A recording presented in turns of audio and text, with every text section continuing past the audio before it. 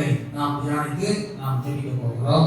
எல்லாருக்கும் தெரிந்த ஒரு வேத பகுதி தான் மத்தேயு சுவிசேஷம் 9ஆம் அதிகாரம் அதனுடைய 9வது வசனத்தையும், லூக்கா சுவிசேஷம் 5ஆம் அதிகாரம் அதனுடைய 27வது வசனத்தையும் நாம் வாசிப்போம். இயேசு அவ்விடமிட்டு புறப்பட்டு போகையில் ஆயத்துறையில் உட்கார்ந்திருந்த மத்தேயு என்கிற ஒரு மனுஷனை கண்டு எனக்கு பின் சென்று வா என்றார். லூக்கா 5:27. அவர் புறப்பட்டு ஆயத்துறையில் உட்கார்ந்திருந்த லேவி என்று பெயர் கொண்ட ஒரு ஆயக்காரனை கண்டு எனக்கு பின் சென்று வா என்றார். அவன் எல்லாவற்றையும் விட்டு எழுந்து அவருக்கு பின் சென்றார். அல்லேலூயா. இந்த வேத வசனத்தின் மூலமாக பரிசுத்த ஆவியானவர் நம்மோடு பேசும்படியாக ஜெபசிந்தையை காணப்படுவோம். கர்த்தர் நம்மோடு பேசுவார். இந்த நாளிலும் இந்த பகுதியை நாம் வாசித்தோம். இந்த பகுதியிலிருந்து பல செய்திகள் சத்தியங்கள் நாம் கேட்டிருக்கலாம். இன்றைக்கும் சுவிசேஷகராகிய மத்தேயு குறித்ததான ஒரு சுருக்க தியானத்தை நாம் தியானித்து நாம் ஜெபிக்க போகிறோம். இந்த மத்தேயு சுவிசேஷம் 9ஆம் அதிகாரம் 9வது வசனத்திலே அங்கே மத்தேயு என்று சொல்லப்பட்டிருக்கிறது. மத்தேயு என்றால் யெகோவாவின் ஈவு என்று அதனுடைய அர்த்தமாக காணப்படுகிறது. லூக்கா 5ஆம் அதிகாரம் அதனுடைய 27வது வசனத்திலே இதே நபர் தான் மத்தேயு பற்றி தான் அங்கே லூக்கா எழுதும்போது எழுதுகிறார். லேவி என்று சொல்லுகிறார். இந்த லேவி என்றால் சேர்ந்திருத்தல், ஐக்கியம், சமாதானம் என்கிற பல அர்த்தங்கள் அதற்கு கொடுக்கப்பட்டிருக்கிறது. அல்லேலூயா. பாருங்க, மத்தேயு அவர் என்ன தொழில் செய்தார் என்று அந்த வசனத்தை வாசிக்கும் பொழுதே தெரியும். ஆயத்துறையிலே இருந்ததான ஒரு மனிதன் இந்த மத்தேயு, இந்த லேவி என்று நாம் பார்க்கிறோம். ஆயத்துறை என்றாலே வரி வசூலிக்கிற வேலை. இன்னைக்கு தேசத்திலே பலவிதமான வரிகள் இருக்கிறது. மனுஷனுடைய வரி, குடும்ப வரி, வீட்டு வரி, இன்னும் தொழில் வரி, போக்குவரத்து வாகன வரி என்று சொல்லி ஒவ்வொரு காரியத்திற்கும் வரி இன்னைக்கு நியமிக்கப்பட்டிருக்கிறத நான் பார்க்கிறோம். அதுல இந்த ஜிஎஸ்டி என்று சொல்லப்படுகிற இப்பொழுது ஒரு வரி வந்திருக்குது. எல்லாத்துக்கும் வரி தான். சாப்பிடுற ஆகாரம் முதற்கொண்டு எல்லாத்துக்கும் என்ன செய்யப்படுகிறது? வரி போடப்பட்டிருக்கு. சில ஹோட்டல்ல எல்லாம் கடந்து போனா அங்க பில்லு கொடுக்குறான், எக்ஸ்ட்ரா காசு போட்டு கொடுக்குறான். என்னன்னு பார்த்தா ஜிஎஸ்டி சார், இது போடாம நாங்க பில்லு போட முடியாது அப்படின்னு சொல்றாங்க. அப்ப அந்த அளவுக்கு வரி வசூலிக்கிற ஒரு காரியம் தேசத்துல நடக்கிறது. அப்படிப்பட்ட ஒரு வரி வசூலிக்கிற ஒரு வேலையை தான் இந்த மத்தேயு செய்தார் என்று நாம் பார்க்கிறோம். அப்படிப்பட்ட இந்த மத்தேயுவை தான் ஆண்டவர் ஒரு நாள் அழைத்தார். அல்லேலூயா, அல்லேலூயா. அந்த மத்தேயு 9:9வது வசனத்தை வாசிக்க சொல்றேன். இயேசு அவ்விடமிட்டு புறப்பட்டு போகையில் ஆயத்துறையில் உட்கார்ந்திருந்த மத்தேயுவை ஒரு மனுஷனை கண்டு எனக்கு பின் சென்று வா என்றார். அவன் எழுந்து அவருக்கு பின் சென்றான். அல்லேலூயா, அல்லேலூயா. அப்ப இந்த மத்தேயு குறித்ததான ஒரு காரியத்தை தான் இன்னைக்கு நாம் தியானிக்க போறோம். மத்தேயுவை ஆண்டவர் அழைத்த பொழுது அவன் என்ன செய்தான், எந்த விதத்திலே ஆண்டவரை பின்பற்றி கடந்து வந்தான். பாருங்க, சுவிசேஷத்திலேயே முதல் சுவிசேஷ ஒரு நூலை எழுதின ஒரு சுவிசேஷகர் தான் இந்த மத்தேயு. அல்லேலூயா. சுவிசேஷத்திலேயே முதல் புத்தகமாக இந்த மத்தேயு கடந்து வருகிறது. இது தவிர வேற புத்தகங்கள் அவர் எழுதினதாக சொல்லப்படல. ஆனா இந்த மத்தேயுவை தேவன் அழைத்த பொழுது அந்த அழைப்புக்கு கீழ்ப்படிந்து மத்தேயு கடந்து வந்தார். அல்லேலூயா, அல்லேலூயா. இவர் அழைத்த அழைப்பு எதற்காக? அவருடைய ஊழியத்தை செய்யும்படியாக கர்த்தர் இந்த மத்தேயுவை அழைத்தார் என்று இடத்துல நாம் பார்க்கிறோம். அநேகரை ஆண்டவர் அழைத்தார். பாருங்க, நிறைய காரியங்களுக்காக கர்த்தர் அநேகருக்கு அழைப்பை கொடுக்கிறார். நாம் மத்தேயு சுவிசேஷத்துல வாசிக்கும் பொழுது, வருத்தப்பட்டு பாரம் சுமக்கிறவர்களே நீங்கள் எல்லாரும் என்னிடத்தில் வாருங்கள், நான் உங்களுக்கு இளைப்பாறு தருகிறேன் என்கிற ஒரு அழைப்பை கூட ஆண்டவர் கொடுத்திருக்கிறதை நாம் பார்க்கிறோம். இளைப்பாறுதலுக்காக அழைக்கிறார், ரட்சிப்புக்காக எல்லாரையும் அழைக்கிறார். ஆமா, பாருங்க, ஊழியத்துக்காக அநேகர் எல்லாரையும் அழைக்கிற, ஆனா ஒரு சிலரை ஊழியத்துக்காக அழைத்தார் என்று நம்ம பார்க்கிறோம். அல்லேலூயா, அல்லேலூயா. மற்ற அழைப்பை போல அல்ல. ஊழிய அழைப்பு என்று சொல்லுகிறது. ஊழிய அழைப்பு என்கிறது ஆரோனை போல் அழைக்கப்படுகிற ஒரு அழைப்பு. அல்லேலூயா. அதனாலதான் மத்தேயுக்கு ஒரு விசேஷ அழைப்பு கொடுத்தாரு. மற்றவர்களுடைய அழைப்புங்கிறது வித்தியாசமான ஒரு அழைப்பாக காணப்பட்டது. அல்லேலூயா. அப்ப மத்தேயு தேவனால் தெரிந்து கொள்ளப்பட்ட முன்குறிக்கப்பட்ட ஒரு மனிதனாக இருந்தபடினால்தான் அந்த 12 சீசர்களில் இவரும் ஒரு சீசராக கர்த்தர் முன்குறித்து தெரிந்து கொண்டபடினால்தான் ஏற்ற நேரத்தில் வந்த பொழுது ஆயத்துறையில் இருந்ததான அந்த மத்தேயுவை கர்த்தர் அழைத்தார். அல்லேலூயா. அல்லேலூயா. ரோமர் 8ஆம் அதிகாரம் 30வது வசனம் இப்படியாய் சொல்லப்பட்டிருக்கிறது. அவர் எவர்களை முன்குறித்தாரோ அவர்களை அழைத்திருக்கிறார். எவர்களை அழைத்தாரோ அவர்களை நீதிமானாக்கி இருக்கிறார். யாரை நீதிமானாய் மாற்றினாரோ அவர்களை மகிமைப்படுத்தியும் இருக்கிறார் என்று வேதவசனம் சொல்லுகிறது. அல்லேலூயா. அப்ப இந்த மத்தேயுவை ஆண்டவர் ஊழியத்துக்காக அழைத்த பொழுது அந்த அழைப்புக்கு அவர் கீழ்ப்படிந்து கடந்து வந்தார். அல்லேலூயா. அது மாத்திரமல்ல, மார்க்கு சுவிசேஷம் 2ஆம் அதிகாரம் 14வது வசனம். மார்க்கு 2:14வது வசனத்தை வாசித்து பாருங்க. அவர் நடந்து போகையில்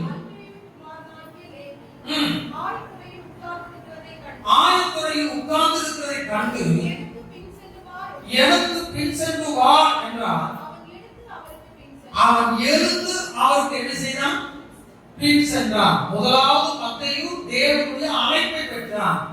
இரண்டாவது கீழ்ப்படிந்தான் என்று நாம் பார்க்கிறோம். அல்லேலூயா. பாருங்க, அழைப்பு கிடைக்கிற எல்லாருமே ஆண்டவருடைய வார்த்தைக்கு என்ன செய்கிறது? கீழ்ப்படிகிறது. அப்படிதானே?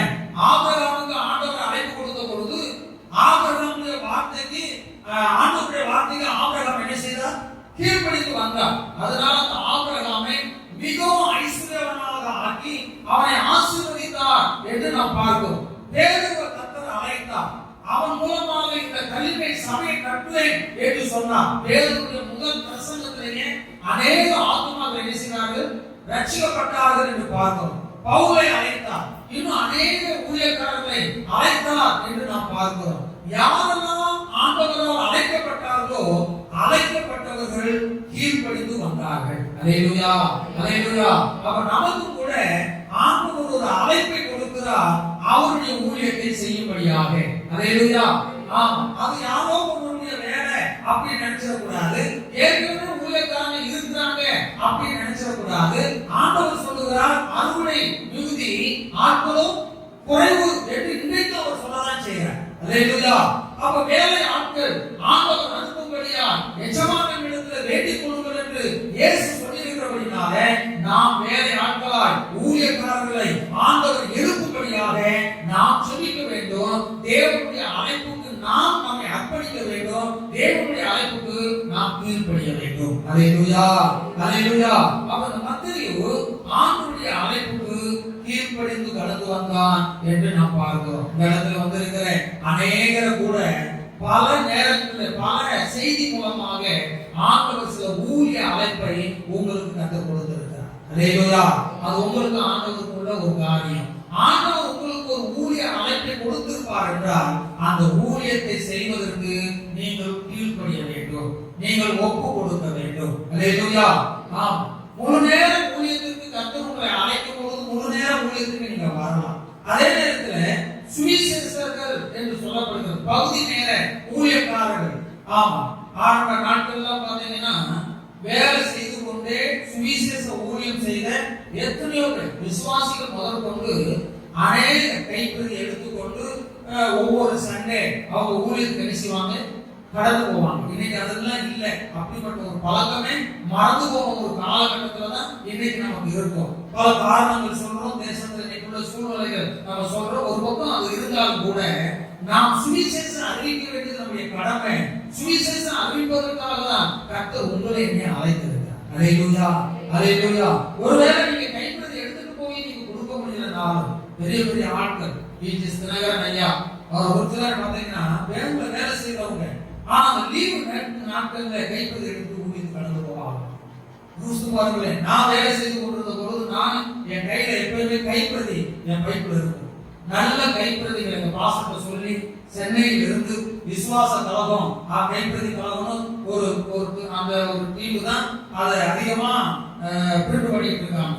அங்கிருந்து நிறைய கைப்பிரதி அவர்கிட்ட சொல்லி வாங்கி நல்ல கருத்துள்ள வசனங்கள் கதைகள் உள்ள கைப்பிரதிகள் எப்ப என் சோப்புல வச்சிருப்பேன். சைக்கிள் போகும்போது, நடந்து போகும்போது, பஸ்ல போகும்போது பக்கத்துல முன்ன பின்ன உள்ள ஆட்கள் கிட்ட அந்த கைப்பிரதி கொடுப்பேன், படிங்கன்னு சொல்லுவேன். அது ஒரு கதை போல இருக்கிறதுனால வாங்கி படிப்பாங்க. சில பேர் கைக்குள்ள வச்சிருவாங்க, சில பேர் கீழே போடுவாங்க. அது நமக்கு விஷயம் இல்லை. ஆனா ஏதாவது ஒரு வார்த்தை அவர்களை தொடும். அல்லேலூயா, அல்லேலூயா.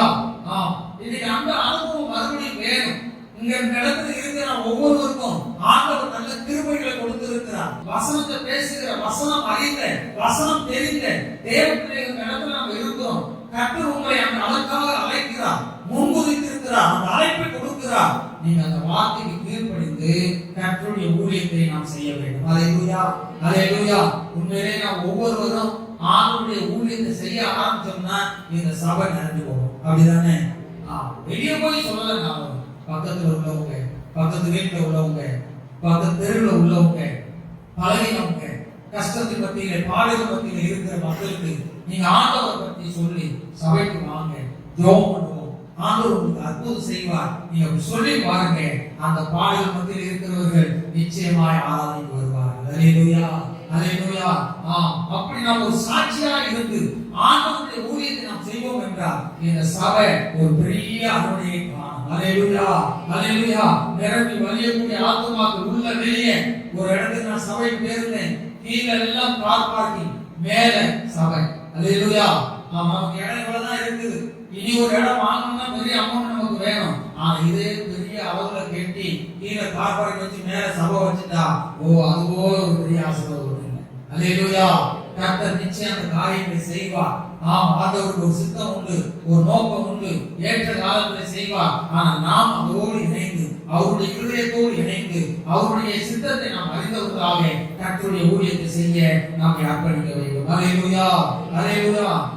ஒரு மனுஷன், ஒரு வாலிபன் ஆண்டவரிடத்தில் வந்து இப்படியாக கேட்ட, ஆண்டவரே நித்திய ஜீவனை நான் பெற்றுக் கொள்வதற்கு என்ன செய்ய வேண்டும், எனக்கு பிறகு யார் என்று சொல்லி ஆண்டவரை பின்பற்றி வருகிற நேரத்தில் அந்த வாலிபனுக்கு ஆண்டவர் சொன்ன ஒரு வார்த்தை, உனக்கு உள்ளதெல்லாம் விட்டு கர்த்தருக்கு கொடுத்து விட்டு நீ என்னை என்ன செய்வா, பின்பற்றி வா என்கிற ஒரு அழைப்பை அந்த வாலிபனுக்கு ஆண்டவர் கொடுத்தார். வசனம் சொல்லுகிறது, அந்த வாலிபன் ஐஸ்வர்யபலமா இருந்தபடினாலே அந்த வார்த்தைக்கு கீழ்ப்படியாமல் துக்கமுகமா என்ன செய்து விட்டான், திரும்பி போய்விட்டான் என்று நாம் பார்க்கிறோம். இன்னைக்கும் நமக்கு ஊழிய அழைப்பு இருந்தோம், ஊழிய சத்தத்தை, ஆண்டவர் அழைத்த சத்தத்தை நம்ம கேட்டோம், நல்லா தெரியும். கர்த்தர் ஊழியத்துக்கு தான் அழைச்சிருக்கிறாரு, என் குடும்பம் ஊழியத்துக்கு தான் ஒப்பு கொடுத்திருக்கு அப்படின்னு அறிந்திருந்து கூட நாம இன்னைக்கு அர்ப்பணிக்காம ஒப்பு கொடுக்காம வரோம்னு சொன்னா யாருக்கு ஒப்பிட்டு இருக்கிறோம்? இந்த வாலிபனுக்கு ஒப்பனையாக நாம் இருக்கிறோம். அல்லேலூயா, அல்லேலூயா. கர்த்தருடைய சத்தத்துக்கு கீழ்ப்படிந்து நீங்க உடனே எந்த சூழ்நிலையில் இருந்தாலும் ஆண்டவருக்கு கீழ்ப்படிந்து ஊழியத்தை செய்வீர்கள் என்றால் இந்த உலகத்தில் கிடைக்காத ஆசீர்வாத மேன்மைகளை ஆண்டவர் உங்களுக்கு கொடுத்து உங்களை உயர்த்துவார். அல்லேலூயா. ஒருவேளை எப்படியா நான் வேலையை விட்டுட்டு வர்றது, நல்ல வருமானம் உள்ள வேலை எப்படி நான் விட்டுட்டு வருது அப்படின்னு நினைக்கலாம். எத்தனையோ பெரிய பெரிய வேலை உள்ளவர்கள், வருமானம் உள்ளவர்கள் விட்டு வந்தாங்க. கர்த்தருக்காக எதை இழந்தாலும் 100 மடங்கை இன்மையிலே தர சொல்லியிருக்காங்க. அப்படிதானே? 100 மடங்கு, 1 மடங்கு 2 மடங்கு இல்ல, 100 மடங்கு இன்மையிலே உங்களுக்கு தருவேன், பரலோகத்தில் நித்திய ஜீவன் உண்டு அப்படின்னு இயேசு சொன்னார். அல்லேலூயா. நம்ம ஆண்டவருடைய சத்தத்திற்கு செவி கொடுப்போம், கீழ்ப்படிப்போம். அந்த வார்த்தை யாருக்கும் எனக்கு தெரியாது, ஆனா பேசும்படியா கர்த்தர் ஒரு ஏவுதலை கொடுக்கிறதுனால ஊழிய அழைப்பு பெற்ற தேவ பிள்ளைகள் யாரா இருந்தாலும், ஒருவேளை வாய்ப்பு தம்பி தங்கச்சி நீங்க ஆண்டவருடைய அழைப்பை பெற்றிருக்கலாம், ஒருவேளை உங்க பெற்றோர்கள் நீ ஊழியத்துக்காக ஒப்பு கொடுக்கப்பட்ட ஆளு, ஊழியத்துக்கு அர்ப்பணிக்கப்பட்டவன், நீ ஊழியத்தை செய்யணும் அப்படிங்கிற ஒரு வார்த்தை என்னைக்காவது ஒரு நாள் சொல்லியிருப்பார்கள். அந்த வார்த்தைக்கு நீங்கள் கீழ்ப்படியுங்கள். இந்த மத்தேயு சுவிசேஷத்தில் இடப்பட்டது போல, வேதத்தில் இடப்பட்டது போல, சரித்திரத்தில் இடம்படிக்கக்கூடிய அளவிலே கர்த்தர் உங்களை கனப்படுத்தி உயர்த்துவார். அல்லேலூயா, அல்லேலூயா. அப்போஸ்தலனாகிய பவுல் ஒரு பெரிய வேலையில இருந்தவன், ஒரு பெரிய பொறுப்புல இருந்த ஆளுதான். ஆனா கர்த்தருடைய சத்தத்திற்கு கீழ்ப்படிந்தார், உடனே செவி கொடுத்தார், ஆண்டவருக்கு அர்ப்பணித்தார். அல்லேலூயா.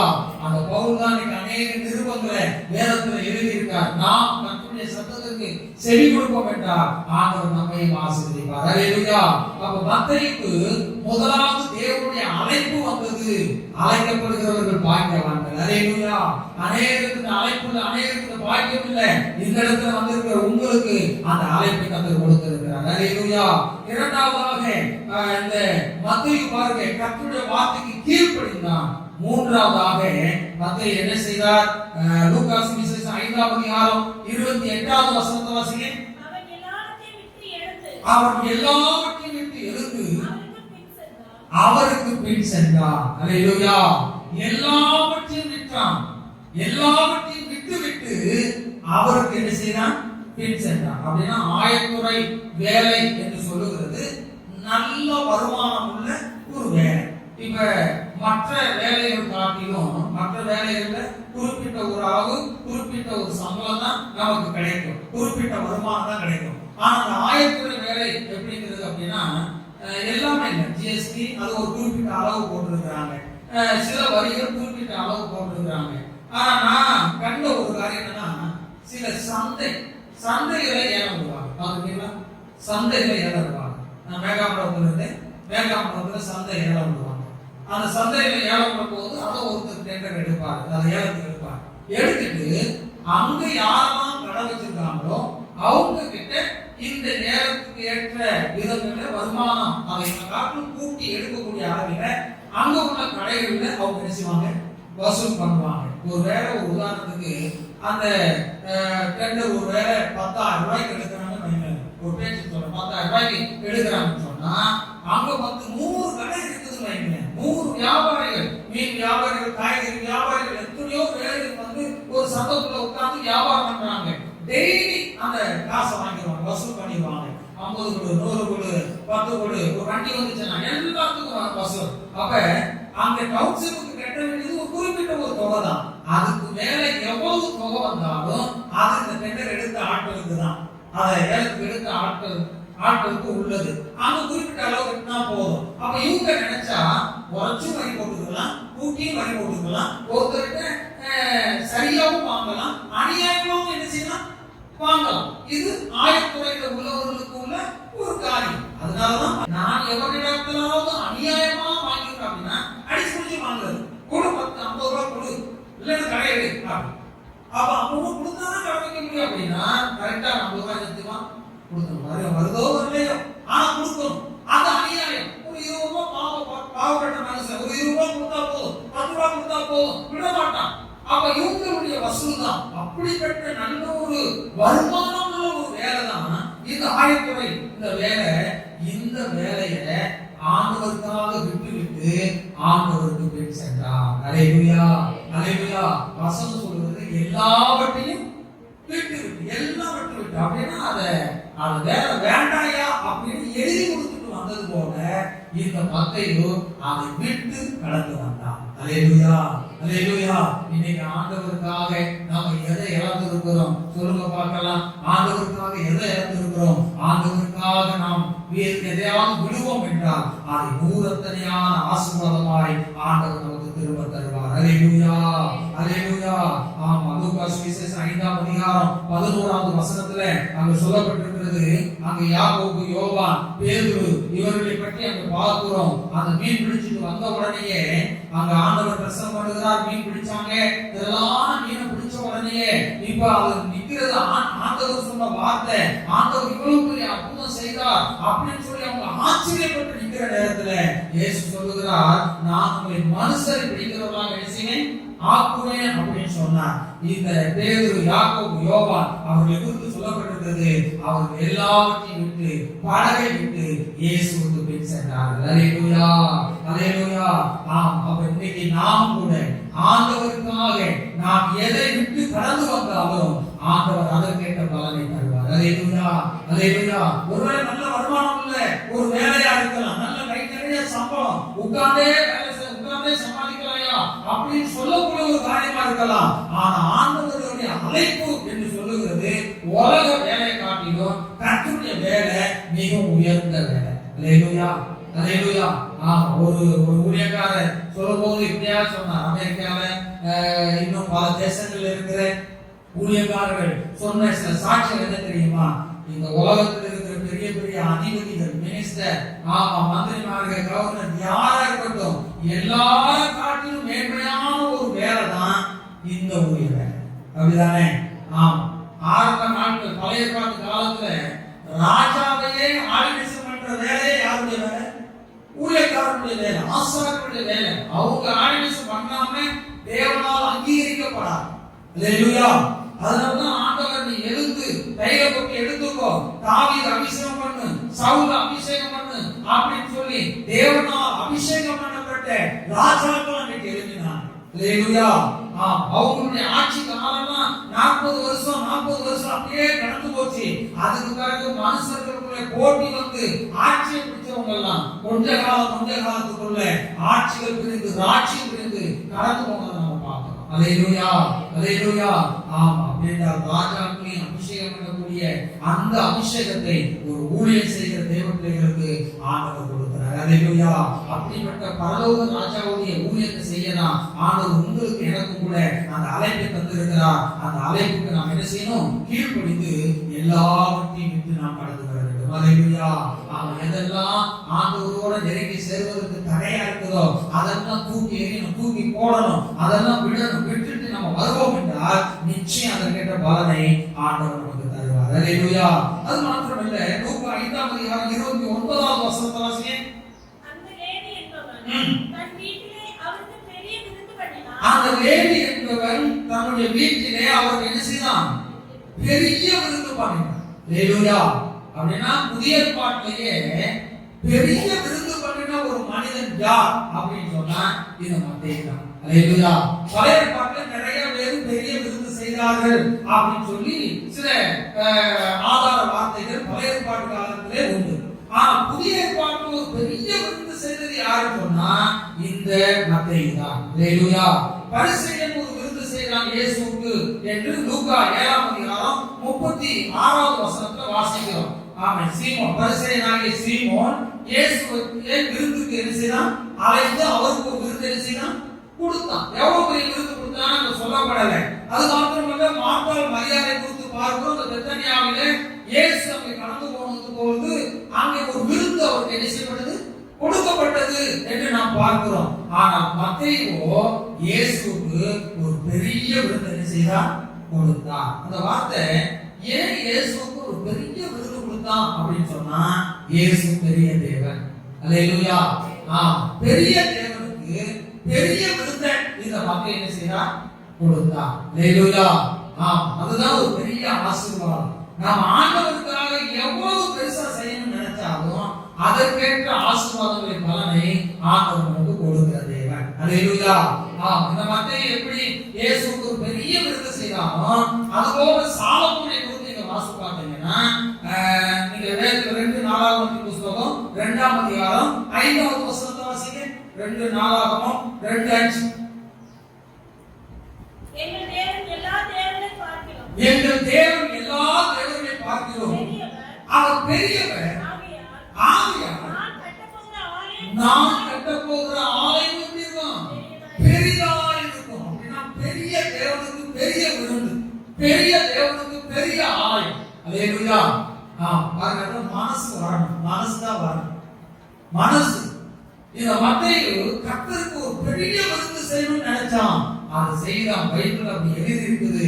எத்தனை பேர் விருந்து செய்தாலும் மத்தேயு கொடுத்த விருந்து ஒரு பெரிய விருந்து. எத்தனையோ ஆலயங்கள் இருந்தது, ஆனா சாலமோன் கட்டின ஆலயம் ஒரு விசேஷ ஆலயம். என்றால் பெரிய தேவனுக்கு ஒரு பெரிய ஆலயத்தை கட்டுவேன் என்று சொல்லி ஒரு பெரிய ஆலயத்தை கட்டினார். அல்லேலூயா, அல்லேலூயா. நாமும் கூட கர்த்தருக்காக பெரிய காரியங்களை செய்வோம். ஒரு தேவ மனிதர் இப்படியாக சொல்லுகிறார், கர்த்தருக்காக பெரிய காரியங்களை செய், பெரிய காரியங்களை கர்த்தரிடத்திலிருந்து எதிர்பார். அல்லேலூயா. நம்ம ஆண்டவருக்காக பெரிய காரியங்களை செஞ்சா பெரிய காரியங்களை எதிர்பார்த்தாலும் ஆண்டவர் அது போலவே நமக்கு செய்வார். அல்லேலூயா. நம்ம ஆண்டவருக்காக ஒரு சின்ன காரியம் தான் என்னால செய்ய முடியும்னு சொன்னா கர்த்தர் அப்படிதான் செய்ய ஆரம்பிப்பார். நாம் எந்த அளவு அளக்கிறோமோ அந்த அளவு உங்களுக்கு என்ன செய்யப்படும்? அளக்கப்படும். அன்னைக்கு குளிக்கு உங்களுக்கு கூட கொடுக்கப்படும். ஆண்டவருக்கு கொடுத்தான். அல்லேலூயா. மனுஷனுக்கு கொடுக்கும் போது கொடுக்கிற அளவு தான் நமக்கு ரிட்டர்ன் வரும். ஆனா தேவனுக்கு கொடுத்தா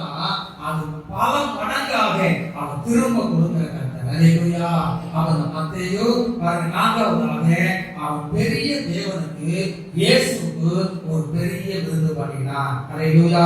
அது மாத்திரமல்ல, இன்னும் இந்த மத்தேயு குறித்து சொல்லப்பட்டிருக்கிறது. மார்க் 2ஆம் அதிகாரம் 15வது வசனத்தை வாசிங்க. அப்பொழுது அவருடைய வீட்டிலே அவர் போஜனம் பண்ணியிருக்கையில் அநேக ஆயக்காரர்களும் பாவிகளும் அவனோடு கூட வந்திருந்தபடியால் அவர்களும் இயேசுவோடு அவர் சீசரோடு கூட என்ன செய்தார்கள்? பந்தியிலே இருந்தார்கள். ஹல்லேலூயா, ஹல்லேலூயா. அப்ப அடுத்து 5வதாக இந்த மத்தேயுடைய நல்ல ஒரு சுபாவம் என்ன தெரியுமா? தான் மட்டும் அந்த ரட்சிப்பை பெற்றா போதாது, தான் மட்டும் அந்த ஆசீர்வாதத்தை பெற்றா போதாது, என்னை போல் அநேக ஆசீர்வாதத்தை பெற்றுக் கொள்ளணுங்கிற ஒரு ஆத்ம தாகமுள்ள ஒரு மனிதனாக இந்த மத்தேயு காணப்பட்டார். ஹல்லேலூயா, ஹல்லேலூயா. அவங்க சொல்லப்பட்டிருக்கிறது அநேக ஆயக்காரர்கள். அப்ப ஆயக்காரன்னா யாரா இருக்கும்? இவரோடு கூட வேலை செஞ்சவங்க, அப்படிதானே? அவர் முதல் அழைக்கிறாரு, மத்தேயு நம்ம பின்பற்றுவான்னு சொன்ன உடனே அழைப்புக்கு கீழ்ப்படிந்தார். அவர் கடந்து வந்தார், எல்லாவற்றையும் விட்டு விட்டார். இயேசுக்கு ஒரு பெரிய விருந்து செய்யணும்னு நினைச்சாரு. அந்த பெரிய விருந்துல ஒரு சுவிசேஷம் அறிவிக்கணும், அநேக அழைப்புக்கு தேவனுடைய ரட்சிப்பை அவர் பெற்றுக்கொள்ள வேண்டும். இந்த மத்தேயு செயல்பட்டதை இந்த இடத்துல நாம் பார்க்கிறோம். ஹல்லேலூயா.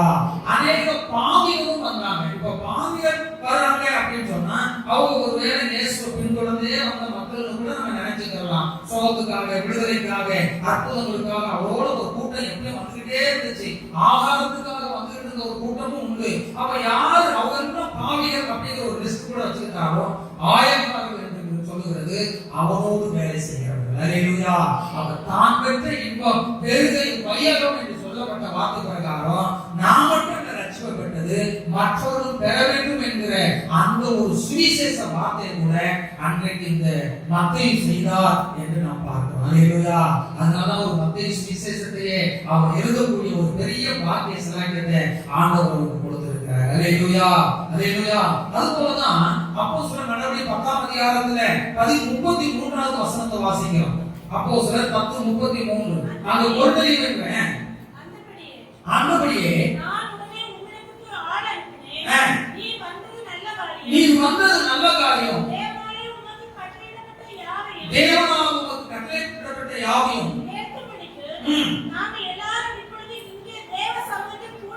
கூடி இருக்கிறோம் என்றார். சரி, அப்ப அந்த பகுதி நமக்கு தெரியும். கொர்நேலியு பேதுருவை அழைக்கிறார், பேதுரு வருகிறார். அவர் கொர்நேலியு சொல்றாரு, உம்முடைய வார்த்தையை கேட்கிறதுக்கு நாங்க எல்லாரும் என்ன செஞ்சிருக்கிறோம்? கூடி வந்திருக்கிறோம். நாங்க எல்லாரும் என்கிற வார்த்தை கொர்நேலியு மாத்திரமல்ல, அங்கே அநேகரை கொர்நேலியு கூட்டி வைத்திருந்தார். ஹல்லேலூயா, ஹல்லேலூயா. நல்லா கவனிங்க. ஒரு வீட்டு கூட்டமா இருக்கட்டும், அந்த வீட்டுக்கு நம்ம குடும்பக்காரர்கள் மட்டும் அல்ல, அநேகருக்கு ஒரு அழைப்பை கொடுக்கணும், பக்கத்துல உள்ளவர்களுக்கு சொல்லணும், ஆண்டவரை அறியாதவர்களுக்கு சொல்லணும். எங்க வீட்டுல ஒரு ஜெபம் நடக்குது, வாங்க அப்படின்னு சொல்லணும். அப்படி வரும்பொழுது கர்த்தர் நிச்சயம் அந்த ஆத்துமாவை சந்திப்பார். ஹல்லேலூயா, ஹல்லேலூயா. இன்னைக்கு எத்தனையோ கிராமங்கள்ல சபைகள் இன்னைக்கு வந்திருக்குது அப்படின்னு சொன்னா எப்படி வந்து சொல்லுங்க பார்க்கலாம். ஏதோ ஒரு இடத்துல ஒரு விசுவாசி 2 விசுவாசி மட்டும் அங்க இருப்பாங்க. அந்த ஊழியக்காரர் அந்த கிராமத்துல ஒரு வீட்டு கொண்டு வைப்பார். அந்த வீட்டுக்காரங்க நினைச்சுவாங்க, இந்த வீட்டுல ஒரு ஜெபம் இருக்கு, வாங்கினேன், பாசு வருவாரு, அவங்க கஷ்டம் எதுவா இருந்தாலும் அவங்க ஜெபம் பண்ணா சுகமாகும், வாங்க வாங்க வாங்க. ஹல்லேலூயா. அப்படி அழைத்த அழைப்புக்கு கடந்து போய் வந்தவர்கள் 1, 2, 10, 20, 50 சொல்லி அந்த சபை வளரக்கூடிய அளவிலே, அந்த வீட்டு ஜெபம் ஒரு சபை ஆராதனையா நடத்தக்கூடிய அளவிலே அநேக இடங்களில் ஊழியம் வளர்ந்தது. ஹல்லேலூயா, ஹல்லேலூயா. ஆமா, வீட்டு ஜெபம் சொல்லி நம்ம குடும்பத்துல உள்ளவங்க மட்டும் நடத்தினா அதுல என்ன ஆசீர்வாதம் இருக்குது? ஒரு நன்மை இல்லை. அதனால ஒரு ஆசீர்வாதத்தை பெற்றுக்கொள்ள முடியாது. ஆனா நாம் அந்த காரியத்தோடு ஒரு ஆத்ம தாகத்தோடு எல்லாருக்கும் கூடி வந்திருக்கிறோம். கர்த்தரால் கொடுக்கப்படுகிற வார்த்தையை நீ பேசும் என்று அந்த ஊழியக்காரர்கள் சொல்லும் பொழுது அன்னைக்கு கர்த்தர் பேச ஆரம்பிப்பார். ஹல்லேலூயா, ஹல்லேலூயா. பாருங்க, அன்னைக்கு பேதுரு அந்த வார்த்தையை பேசினதுனால அநேக ஞானஸ்நானம் எடுத்தாங்க, அநேக அபிஷேகத்தை பெற்றுக் கொண்டாங்க. அப்படிதானே? ஆமா. நம்மை போல ஞானஸ்நானம், சரி, நம்மை போல அபிஷேகம் பெற்ற இவர்கள் ஞானஸ்நானத்தை ஒதுக்கலாமா? வசனம் கேட்டுக்கிட்டு இருக்கும் போதே அபிஷேகம் வந்து இறங்குச்சு. அப்படின்னா எப்படிப்பட்ட ஆட்கள் வந்திருப்பாங்க பாருங்க, எப்படிப்பட்ட ஆட்கள் வந்திருப்பாங்க. ஒருவேளை சொல்லும் போது இப்படி சொல்லியிருப்பாங்க, ஒருவேளை சொல்லியிருப்பாரு, ஐயா பேதுரு வர்றாத சாதாரண ஆள் இல்ல, பெந்தேகோஸ்தே நாளில அபிஷேகத்தை பெற்ற ஆளு, அக்னி அபிஷேகத்தை பெற்றவர், அந்நிய பாஷை பேசுகிறவர். அவர் எழுத்து பிரசங்கம் பண்ணும்போது இப்படிலாம் நடந்துச்சு, அற்புதம் நடந்துச்சு, பல அதிசயங்கள் நடந்தது. எத்தனை அற்புதம் பேதுரு மூலமாக நடந்தது, அந்த நிலப்பட்டு சுகமானது. இப்படிப்பட்ட காரியம் எல்லாம் அவங்களுக்கு சொல்ல சொல்ல மக்களுக்கு ஒரு விசுவாசம் வந்துச்சு. போய் பார்ப்போமே, போய் பார்ப்போமே, போய் பார்ப்போமே. அல்லேலூயா, அல்லேலூயா. அது ஒரு பெரிய அறுவடையை ஆண்டவர் தந்தார். அல்லேலூயா. அப்ப நாம கூட இந்த மத்தேயுவை போல நாம ஒரு காரியம் செய்யணும் சொன்னா அதுல ஆண்டவருடைய ஊழியமும் இணைந்திருக்கணும் என்கிற ஒரு காரியத்தோடு சுவிசேஷம் அதுல வரணுங்கிற ஒரு எதிர்பார்ப்போடு நாம் அந்த காரியத்தை செய்ய வேண்டும். அல்லேலூயா, அல்லேலூயா. மத்தேயு ஆத்ம தாகம் உள்ள ஒரு மனிதனாக இருந்தார் என்று நாம் பார்க்கிறோம். அது மாத்திரமல்ல, இன்னும் இந்த மத்தேயுடைய 6வது ஒரு நல்ல சுபாவம் என்னன்னு சொன்னா அவர் தன்னை தாழ்த்துகிறவர். இன்னும் சொல்ல போனா தன்னை மறைத்து கிறிஸ்துவை வெளிப்படுத்துகிற ஒரு மனிதனாக இந்த மத்தேயு காணப்பட்டார். அல்லேலூயா. மத்தேயு சுவிசேஷம் 9ஆம் அதிகாரம் 10வது வசனத்தை ஒருமுறை வாசிங்க. அநேக ஆயக்காரரும் பாவிகளும் வந்து இயேசுவோடும் அவர் சீஷரோடும் கூட பந்தி இருந்தார்கள். பரிசேயர் அதை கண்டு சரி, அப்ப நல்லா கவனிங்க. இங்க மத்தேயு தன் சுவிசேஷத்தை எழுதும்போது இவர் இப்படிதான் எழுதுறார். மறுபடியும் வாசிங்க. பின்பு அவர் வீட்டிலே மத்தேயு வீட்டிலே அநேக ஆயக்காரரும் பாவிகளும் வந்து இயேசுவோடும் அவர் சீஷரோடும் கூட என்ன செய்தார்கள்? பந்தி இருந்தார்கள். இப்ப மத்தேயு அவர் சுவிசேஷத்துல ஒரு விஷயத்தை எழுதும்போது இங்க நான் கர்த்தருக்காக அருமையானவர்களே நான் ஒரு பெரிய விருது செய்த பார்த்துங்க அப்படின்னா அவர் பெருமை பாராட்ட எழுதுறார். மத்தேயு தன்னுடைய நிறுவனத்தில் எழுதும்போது கர்த்தருக்காக ஒரு பெரிய காரியம் செய்தாலும் அதை பப்ளிசிட்டி பண்ணணும். நான் அப்படி செய்தேன், நான் இதை செய்தேன், நான் பெருசா செய்தேன், நான் பெருசா செய்தேன், பெருசா செய்தேன், நான் செய்தேன் யாருமே சாப்பிட முடியாது அப்படிலாம் சொல்லல. நான் செய்தேன் அந்த காரியம் நடந்தது அப்படிலாம் சொல்லல. அவன் தன்னை மறைத்து ஆண்டவரை உயர்த்த ஆரம்பித்தான். அல்லேலூயா, அல்லேலூயா. அவன் சொல்றான் பாருங்க, அவன் ஒரு விருந்து செய்தான், அநேக ஆயக்காரரும் அநேக பாவிகளும் வந்து அந்த விருந்தில் என்ன செய்தாங்க? பங்கு கொண்டாங்க. ஆனா இவர் ஒரு பெரிய விருந்து செய்தார் அப்படின்னு சொன்னது யாரு?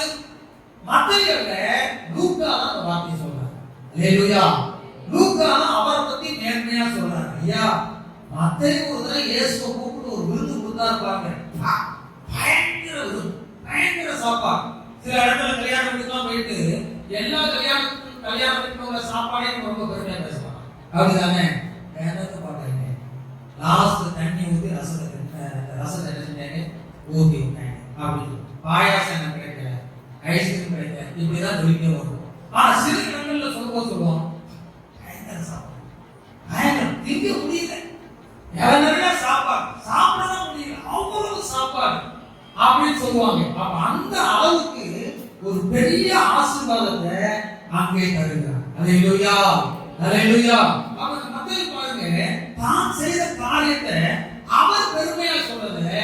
ஆனா லூக்கா அந்த வார்த்தையை எழுதும்போது அவரை குறித்து மேன்மையாக சொல்லுகிறார். அல்லேலூயா, அல்லேலூயா. வாசிங்க லூக்கா 5:29 வாசிங்க. பெரிய விருந்து பண்ணினார். சரி போதும். அப்ப லேவி என்பவன் ஆண்டவருக்கு என்ன செய்தான்? பெரிய விருந்து பண்ணினான் அப்படின்னு சொல்றார் லூக்கா. அப்ப நாம செய்ததை நாமே பெருமையாக சொல்லுகிறதல்ல. நீதிமொழிகள் வசனம் இப்படியாக சொல்லப்பட்டிருந்தது. நீதிமொழி 27 2வது வசனத்தை வாசிங்க. உன் வாயல்ல புறத்தியானே உன்னை என்ன செய்யட்டும்? புகழட்டும். உன் உதடு அல்ல அன்னையே உன்னை என்ன செய்யட்டும்? புகழட்டும். நாம ஆண்டவருக்காக எது செஞ்சாலும் நம்ம மனசுல எப்ப இருக்கணும்? நான் செஞ்சேன் என்று சொல்லக்கூடாது. அதை காக்க நம்ம யாருக்கும் தெரியாம செய்யணும். நம்மளை பற்றி மற்றவர்கள் சொல்லணும். ஐயா அவங்க இந்த காரியத்தை செஞ்சிருக்காங்க, அவங்க தான் இதை செஞ்சிடலாம், அவங்க தான் இதை செஞ்சிருக்காங்க செஞ்சிருக்கிறாங்க. இந்த அளவுக்கு மற்றவர்கள் நம்மை புகழ்ந்து பேசக்கூடிய அப்படிப்பட்ட ஒரு அனுபவத்துல நாம் வர வேண்டும். அல்லேலூயா, அல்லேலூயா. இப்ப சபையில நம்ம ஒரு விஷயம் சொல்றோம், எந்த விஷயமா இருந்தாலும் சபையில ஒரு காரியம் ஒரு தேவ பிள்ளைகள் சொல்லும் போது செய்யும் போது சபையில ஊழியக்காரர் சொன்ன பிறகுதான் அந்த விஷயமே மக்களுக்கு என்ன செய்யுது தெரியுது. அதுதான் மேன்மை, அதுதான் ஆண்டவருடைய ஆசீர்வாதம். ஊழியக்காரர் சொன்னார், ஆனா வேற யாரும் நம்ம செய்யணும்னு நம்மளா ஒரு காரியம் சொல்லுவோம் என்றால் அங்கே அது ஆசீர்வாதம் அல்ல. மத்தேயு தன்னைப்பற்றி பெருமையா பெரிய காரியம் செய்தேன்னு சொல்லல, லூக்கா தான் அந்த விஷயத்தை சொல்றாரு. அவர் பெரிய காரியம் செஞ்சிருக்காயா, பெரிய விருது செஞ்சிருக்காரு. அல்லேலூயா, அல்லேலூயா. அப்ப அப்படிப்பட்ட நம்மை தாழ்த்தி கிறிஸ்துவுக்காக செய்கிற ஒரு அனுபவம் நமக்கு வரும் என்றால் நிச்சயம் நம்மையும் கர்த்தர் கனப்படுத்தக்கூடிய நபர்களை கர்த்தர் எழுப்புவார், நம்மை கனப்படுத்தி உயர்த்துவார். அல்லேலூயா, அல்லேலூயா. எத்தனையோ நபர்கள் மறைமுகமாய் வேலை செய்தவர்கள், மறைமுகமாய் கர்த்தருக்காக கிரியை நடத்தினவர்கள் இந்த உலகத்துல நிறைய பேர் உண்டு. அவர்கள் எல்லாம் கர்த்தர் வெளியே கொண்டு வந்தார். அல்லேலூயா, அல்லேலூயா. இயேசு கிட்ட பாருங்க, அந்த அப்பமும் மீனும் கொடுத்த அந்த சின்ன பையனை குறித்து சொல்லப்பட்டிருக்குது. அவன் பேர் அங்க சொல்லப்படல, ஆனால் அவன் கொடுத்தது அந்த விசேஷமா ஆண்டவர் சொல்றார். அல்லேலூயா, அல்லேலூயா. ஒவ்வொருவரும் கர்த்தருக்காக சில பேர் திரை மறைவில இருந்து கர்த்தருக்காக எத்தனையோ காரியம் செய்யறாங்க. கர்த்தர் அவர்களை கனப்படுத்துகிறார். கர்த்தர் கனப்படுத்தும் பொழுது அது நமக்கு ஒரு ஆசீர்வாதம் உண்டாகும். அல்லேலூயா, அல்லேலூயா. அதே நேரத்தில் நாம இந்த மத்தேயு போல நம்மை தாழ்த்துகிறவர்களாய் காணப்பட வேண்டும். அல்லேலூயா. கர்த்தருக்காக மறைவில் இருந்து எதையாவது செய்கிறவர்களாக நாம் காணப்பட வேண்டும். அதனால நம்ம பேர் பிரஸ்தாபம் இல்லையே, நான் செய்ததுனால என்ன பிரயோஜனம், நான் செஞ்சது யாருக்கு தெரிஞ்சிச்சு, ஒரு சிலர் தெரியுது தானே தெரியுது, அதனால நான் செய்ய மாட்டேன் அப்படி இல்லை. நான் செய்தது கர்த்தருக்கு செஞ்சா கர்த்தர் தெரியக்கூடிய அளவில் அவரை கொண்டு வந்துருவார். அல்லேலூயா. நமக்காக நம்ம செய்தோம்னா கொஞ்ச நாட்கள் அது எங்க போச்சுன்னே தெரியாம அப்படியே போயிடும். மத்தேயு அவர் செய்தது அவர் சொல்லாம இருந்ததுனால லூக்கா அதை சொல்லி பெருமையா சொல்றாரு. இதை குறித்து அநேக தேவ பிள்ளைகள் பிரசங்கம் பண்ணிட்டு இருக்காங்க. அல்லேலூயா, அல்லேலூயா. கடைசியாக இந்த மத்தேயுடைய ஏழாவது ஒரு காரியம் என்ன தெரியுமா? இந்த மத்தேயு எல்லாவற்றையும் விட்டு இயேசுவுக்கு பின்தொடர்ந்து வந்ததுனால இந்த மத்தேயுவுக்கு கிடைத்த ஆசீர்வாதம் என்ன தெரியுமா? நிறைய ஆசீர்வாதம் அவர் கொடுத்திருக்கார். அல்லேலூயா, நிறைய ஆசீர்வாதம். ஒரு 8 காரியம் சொல்லப்பட்டிருக்கு பைபிள்ல இந்த மத்தேயுவுக்கு கிடைத்த ஆசீர்வாதம். சீக்கிரம் அப்படி சொல்லி போறேன். முதலாவது இயேசுவுக்காக எல்லாவற்றையும் விட்டு வந்த இந்த மத்தேயு கிடைத்த ஆசீர்வாதம் தெரியுமா? மத்தேயு சுவிசேஷம் 10ஆம் அதிகாரம் 1வது வசனத்திலிருந்து நீங்க வாசித்து பார்த்தீங்கன்னா 12 அப்போஸ்தலர்கள்ல ஒரு அப்போஸ்தலனாக தெரிந்து கொள்ளப்பட்டார் இந்த மத்தேயு. அல்லேலூயா. அப்போஸ்தலர்கள் அப்படினாலே 12 பேர் தான், அதுக்கு மேல ஒரு ஆள் இல்லை. ஆனா அந்த 12 பேர்ல ஒரு நபரா இவரு இருக்கிறாருன்னு சொன்னா இது எவ்வளவு பெரிய பாக்கியம். அல்லேலூயா. இந்த பூமியில அவர் அப்போஸ்தலர் அப்படிங்கிறது மட்டும் இல்ல, இன்னும் அவருக்கு இந்த அப்போஸ்தலர் பட்டத்துல நிறைய காரியத்தை ஆண்டவருக்காக விட்டு வந்ததுனால இந்த மத்தேயுவுக்கு கர்த்தர் கொடுக்கிறார். அதுல முதலாவது அப்போஸ்தலர் என்கிற அந்த ஒரு பட்டம் இவருக்கு கிடைச்சிச்சு. இரண்டாவது அந்த 10ஆம் அதிகாரம் மத்தேயு 10:1 சொல்லப்பட்டிருக்கிறது, தேவன் அப்போஸ்தலர்களுக்கு அதிகாரத்தை கொடுத்தார். அல்லேலூயா. அப்ப தேவனிடத்திலிருந்து அதிகாரம் பெற்ற 12 பேர்ல இந்த மத்தேயு ஒருவராக அவர் காணப்பட்டார். அல்லேலூயா. மூன்றாவதாக இந்த புதிய ஏற்பாட்டிலேயே 4 சுவிசேஷங்கள்ல முதல் சுவிசேஷமா ஒரு சுவிசேஷ நூல் பைபிள்ல இடம்பெறதுக்கு இந்த மத்தேயு கர்த்தர் காணப்படுத்தினார். அல்லேலூயா, அல்லேலூயா. யோசித்து பாருங்களேன், முதல் புத்தகம் எடுத்த உடனே மத்தேயு சுவிசேஷம் தான். அந்த அளவுக்கு இந்த மத்தேயுவை கர்த்தர் காணப்படுத்தினார். இன்னும் 4வதாக மத்தேயு 19ஆம் அதிகாரம் 27-28 நீங்க வாசித்து பார்த்தீங்கன்னா நியாயம் தீர்க்கும் நியாயாதிபதிகளில் ஒருவராக இந்த மத்தேயுவை ஆண்டவர் நியமித்தார். நியாயம் தீர்க்கிற நியாயாதிபதிகளில் ஒருவராக இந்த மத்தேயுவை கர்த்தர் நியமித்தார். 5வதாக மத்தேயு 19:29 சொல்லப்பட்டிருக்கிறது, என் நாமத்தில் நிமித்தம் நீங்க எதை இழந்தாலும் அது 100 தனியா நீங்க என்ன செய்யுங்க பெற்றுக்கொள்வீங்க அப்படின்னு சொன்னதுனால 100 தனியான ஆசீர்வாதத்தை பெற்றுக்கொள்ளக்கூடிய ஒரு பெரிய பாக்கியம் இந்த மத்தேயுக்கு என்ன செய்தது கிடைத்தது என்று நாம் பார்க்கிறோம். ஆறாவதாக மத்தேயு 19:29 சொல்லப்பட்டிருக்கிறது, நித்திய ஜீவனை பெறக்கூடிய ஒரு பாக்கியத்தை ஆண்டவர் இந்த மத்தேயு கொடுத்தார். அல்லேலூயா, அல்லேலூயா. ஆமா, 12 சீசன்ல ஒருவன் தான் யூதாஸ். ஆனா அவருக்கு அந்த நித்திய ஜீவன் கிடைக்கப்பட்டுச்சா அப்படிங்கிறது நம்ம யாரும் தீர்மானம் பண்ண முடியாது. அப்படிதானே? சீசர்களோடு சீசர்களாக அழைக்கப்பட்டவன் தான் அந்த யூதாஸ் காரியம். ஆனா நிலைமை பரிதாபம் என்று வேதவசனம் சொல்லுகிறது. அல்லேலூயா. ஆனா மத்தேயு நித்திய ஜீவனை சுதந்திரித்துக் கொள்ளக்கூடிய ஒரு பெரிய பாக்கியத்தை பெற்றுக்கொண்டார் என்று நாம் பார்க்கிறோம். ஏழாவதாக வெளிப்படுத்தல் 21:14 சொல்லப்பட்டிருக்கிறது, நித்தியத்திலே ஆட்டுக்குட்டியானவரின் 12 அப்போஸ்தலர்களில் ஒருவராக இவர் நியமிக்கப்பட்டார். அதான் வாசிக்கப்பட்ட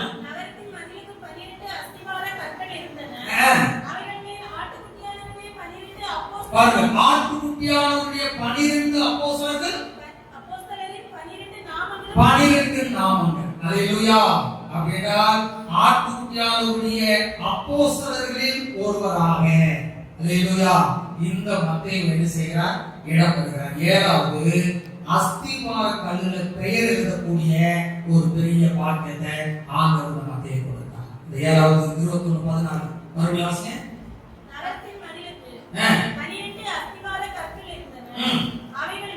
அவைகள் மேல் 12 அப்போஸ்தலரின் 12 நாமங்கள் என்ன செய்யப்பட்டதாம்? பதிக்கப்பட்டது. அப்படின்னா பரலோகத்துக்கு போய் பார்த்தா தெரியும், அங்கே கல் பதிக்கப்பட்ட ஒரு கல்வெட்டு அங்க எழுதப்பட்டிருக்கும். அதுல ஒரு பேர் மத்தேயுடைய பேர். அல்லேலூயா. நீங்க எத்தனையோ கட்டடங்கள்ல கல்வெட்டு வைக்கிறாங்க. ஆமா, ஒரு பூகம்பம் வந்துருச்சுன்னு சொன்னா கல்வெட்டு எங்க போகும்னே தெரியும். அப்படிதானே? உலகத்துல பேர் போவதற்காக வைக்கப்படுகிற கல்வெட்டுகள் எல்லாம் ஒரு நாள் மறைந்து போகும், இல்லாம போகும். ஆனா பரலோகத்துல நாம் ஆண்டவருக்காக இந்த பூமியில எதை விட்டு வந்தாலும் பரலோகத்துல நமக்கு ஒரு கல்வெட்டை ஆண்டவர் வைத்திருப்பார். அல்லேலூயா. அந்த பேர் எழுதப்பட்டிருக்கும், இன்னார் இன்னார் என்ற ஒரு பேர் எழுதப்பட்டிருக்கும். நம்ம பேர் எப்பயும் நிலைச்சிருக்கக்கூடிய அளவில கர்த்தர் கிரியை செய்வார். அல்லேலூயா. அவங்க பகல் வேளையில நாம் ஆண்டவர் நோக்கி ஜெபம் பண்ண போகிறோம். இந்த மத்தேயு போல நாமும் ஆண்டவருடைய அழைப்புக்கு நாம் செவி கொடுக்க போகிறோம். ஆண்டவருடைய அழைப்புக்கு நாம் கீழ்ப்படிய போகிறோம். ஆண்டவர் நம்மை ஆசீர்வதிக்க போகிறார். எல்லாரும் போலங்கா பண்ணிடுமா? எல்லாரும் போலங்கா பண்ணிட்டு ஆண்டவர் நோக்கி நாம் ஜெபம் பண்ண போகிறோம். ஹalleluya, ஹalleluya, ஹalleluya. அருமையா இந்த சத்தத்தை கேட்கிற சகோதர சகோதரி, அம்மா ஐயா, ஆண்டவர் உங்களுக்கு ஒரு அழைப்பை கொடுக்கிறார். உங்களுக்கு ஒரு அழைப்பை கொடுத்திருக்கிறார். ஆமை கர்த்தர் உங்களை ஊழியத்திற்கு அழைச்சிருப்பார் என்றார். ஆண்டவருக்கு ஒப்பு கொடுங்க. வாலிப தம்பி, வாலிப தங்கச்சி, கர்த்தர் உங்களை ஊழியத்திற்கு அழைத்திருப்பார் என்றார். நீங்கள் அல்லல் கட்ட வேண்டாம். நான் அந்த வேலை செஞ்சுக்கிறேன், இந்த வேலை செஞ்சுக்கிறேன்னு சொல்லி நான் செஞ்சு முன்னேறேன்னு சொல்லி நீங்க நினைக்க வேண்டாம். கர்த்தருடைய ஊழியம் அல்லாமல் இந்த உலகத்தில் உங்களுக்கு வேற ஒரு உயர்வோ மேன்மையோ இல்லையே இல்லை. ஆமை கர்த்தர் உங்களை அழைத்த அழைப்புக்கு நீங்க கீழ்ப்படிந்து ஒப்பு கொடுத்து வருவீர்கள் என்றால் கர்த்தர் உங்களை மேன்மையாய் நடத்துவார், கனமாய் நடத்துவார். ஒருவேளை பெற்றோர்கள் உங்களை ஒப்பு கொடுத்திருக்கலாம், ஊழியத்துக்காக அர்ப்பணிச்சிருக்கலாம். ஆமா, அது உங்ககிட்ட சொல்லி இருப்பார்கள் என்றால் அந்த வார்த்தைக்கு கீழ்ப்படிவோம். ஹalleluya, ஹalleluya. எல்லாரும் ஆண்டவரை ஸ்தோத்திரம் பண்ணுவோம். ஒருவேளை ஆமே உங்களுக்கு அந்த அழைப்பு இல்லைன்னு நீங்க ஒருவேளை நினைக்கலாம். பெற்றோர்கள் என்னை பற்றி அப்படி ஒன்றுமே சொல்லலன்னு நினைக்கலாம். ஆனா கர்த்தர் இந்த பகல் வேளையிலே இது ஒரு அழைப்பாய் உங்களுக்கு தருகிறார். இது ஒரு அழைப்பாய் உங்களுக்கு நேரே கடந்து வருகிறது. யாரின் ஊழியத்தை செய்வார், யார் நமது காரியமாய் போவார், யார் நமக்காக போவார் என்கிற தேவனுடைய சத்தம் இந்த பகல் ஆராதனை நேரத்திலே கடந்து வந்து கொண்டிருக்கிறது. சகோதரா சகோதரி, தேவனுடைய சத்தத்துக்கு நம்ம ஒப்பு கொடுப்போமா? அன்றைக்கு ஆண்டவராகிய இயேசு கிறிஸ்து தேவனுக்காக தன்னை முழுமையாக ஒப்பு கொடுத்து அர்ப்பணித்து இந்த பூமிக்கு கடந்து வந்தார். இயேசு இந்த பூமிக்கு வரவில்லை என்றால் நமக்கு ஏது விடுதலை? இயேசு இந்த பூமிக்கு வரவில்லை என்றால் நமக்கு ஏது ரட்சிப்பு? இயேசு இந்த பூமிக்கு வரவில்லை என்றால் நமக்கு ஏது பாவ மன்னிப்பு? இயேசு இந்த பூமிக்கு வரவில்லை என்றால் நமக்கு ஏது நித்திய ஜீவன்? ஆமென். வேதவசனம் சொல்லுகிறது, அப்போஸ்தலன் பவுல் சொல்லுகிறார், சுவிசேஷம் அறிவிக்கப்படாவிட்டால் எப்படி கேள்விப்படுவார்கள்? கேள்விப்படாவிட்டால் எப்படி விசுவாசிப்பார்கள்? இந்த சத்தத்தை கேட்கிற தேவ பிள்ளையே, கர்த்தருடைய அழைப்பை நீ ஏற்றுக்கொண்டு தேவ சத்தத்திற்கு கீழ்ப்படிந்து அவருடைய ஊழியத்தை செய்ய உங்களை ஒப்பு கொடுப்பீர்கள் என்றால் கர்த்தர் நிச்சயம் ஒரு மேன்மையை, ஒரு ஆசீர்வாதத்தை உங்களுக்கு தருவார். எல்லா கரங்களை தட்டி எல்லா கரங்களை தட்டி கர்த்தரை ஸ்தோத்திரம் பண்ணுவோம். ஒரு தீர்மானம் எடுத்துக்கொள்வோம். கர்த்தருக்கு ஆராதனை நமக்கு ஆசீர்வாதமாய் நடத்தி கொடுத்தபடியா நம்ம எல்லாரும் ஆண்டவரை ஸ்தோத்திரம் பண்ணுவோம். ஸ்தோத்திரம் ஸ்தோத்திரம் ஸ்தோத்திரம் ஸ்தோத்திரம் ஸ்தோத்திரம். நம்மோடு பேசின நல்ல வேத வசனங்களுக்காக நம்ம எல்லாரும் கர்த்தரை ஸ்தோத்திரம் பண்ணுவோம். ஸ்தோத்திரம் ஸ்தோத்திரம் ஸ்தோத்திரம் ஸ்தோத்திரம். வந்த ஒவ்வொருவரையும் பேர் பேராய் தனித்தனியாய் ஆசீர்வதிக்கும்படியாய் பிள்ளைகள் பிள்ளைகள் பெரியவர்கள் வயதான தாய் தகப்பன்மார் எல்லாரையும் கர்த்தர் ஆசீர்வதிக்கும்படியாய் எல்லாரும் கர்த்தரை ஸ்தோத்திரம் பண்ணுவோம். ஸ்தோத்திரம் ஸ்தோத்திரம் ஸ்தோத்திரம் ஸ்தோத்திரம். கலைக்கப்பட்ட வியாதிப்பட்ட தேவ பிள்ளைகளை கூட ஆண்டவர் கொண்டு சுகமாக்கி வருகிற நாட்களில் ஆராதனையிலே கொண்டு வரும்படியாக கர்த்தரை ஸ்தோத்திரம் பண்ணுவோம். ஸ்தோத்திரம் ஸ்தோத்திரம் ஸ்தோத்திரம் ஸ்தோத்திரம் ஸ்தோத்திரம். விசேஷமாய் நாம் கேட்ட வசனத்தின் பிரகாரம் கர்த்தருக்காக எழும்புகிற ஊழியம் செய்கிற மத்தேயுக்களாக கர்த்தர் ஒவ்வொருவரையும் அழைத்து வேறுபிரித்து பயன்படுத்தும்படியாய் இன்றைக்கு அழைப்புக்கு ஒப்பு கொடுத்த ஜெபித்த மன்றாடின ஒவ்வொருவரையும் கர்த்தர் ஆசீர்வதித்து பயன்படுத்தும்படியாய் ஒரு விசுவாசமான கர்த்தரை ஸ்தோத்திரம் பண்ணுவோம். ஸ்தோத்திரம் ஸ்தோத்திரம் ஸ்தோத்திரம் ஸ்தோத்திரம். ஆமென். ஸ்தோத்திரம் ஸ்தோத்திரம் ஸ்தோத்திரம். பிதாவாகிய தேவனை ஸ்தோத்திரம் பண்ணுவோம். ஸ்தோத்திரம் ஸ்தோத்திரம். குமாரனாகிய இயேசு கிறிஸ்துவை ஸ்தோத்திரம் பண்ணுவோம். ஸ்தோத்திரம் ஸ்தோத்திரம். பரிசுத்த ஆவியானவரை ஸ்தோத்திரம் பண்ணுவோம். ஸ்தோத்திரம் ஸ்தோத்திரம் ஸ்தோத்திரம் ஸ்தோத்திரம். என் ஆத்துமாவே கர்த்தரை ஸ்தோத்திரி. என் முழு உள்ளமே பரிசுத்த நாமத்தை ஸ்தோத்திரி. என் ஆத்துமாவே கர்த்தரை ஸ்தோத்திரி. அவர் செய்த சகல உபகாரங்களையும் மறவாதே. ஆமென். நம்முடைய கர்த்தராகிய இயேசு கிறிஸ்துவின் கிருபை, பிதாவாகிய தேவனுடைய அன்பு, பரிசுத்த ஆவியானவருடைய ஐக்கியமும் வழிநடத்தலும் காவலும் நம் அனைவரோடு கூடி வந்திருக்கிற யாவரும் விசேஷமாய் தொடர் ஜெபத்தோடு நாளை தினத்தினுடைய கூட்டங்களோடு அவருடைய வருகை பரியந்த இருப்பதாக. ஆமென். துதி கன மகிமை எல்லாம் நம் இயேசுவுக்கே. துதி கன மகிமை எல்லாம் நம் இயேசுவுக்கே. துதி கன மகிமை எல்லாம் நம் இயேசுவுக்கே. துதி கன மகிமை எல்லாம் நம் இயேசுவுக்கே. Hallelujah. Hallelujah. Hallelujah. Praise the Lord.